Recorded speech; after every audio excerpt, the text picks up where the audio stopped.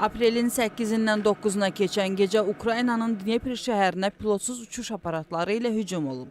İlkin hesablamalara görə 15 nəfər xəsarət alıb, fərdi yaşayış evləri, çoxmərtəbəli binalar və avtomobillərə ziyan dəyib. Eyni zamanda Xarkovda kamikadze dronlarla atəşə tutulub. Bu, düşmənimizin mülki insanları qorxutmaq üçün yeni taktikasıdır. Təbii ki, insanlar qorxurlar. Gecə saatlarında, insanlar yatanda, uşaqlar yuxuda olanda hava zərbələri endirilir. Düşmənin məqsədi xalqı qorxutmaqdır.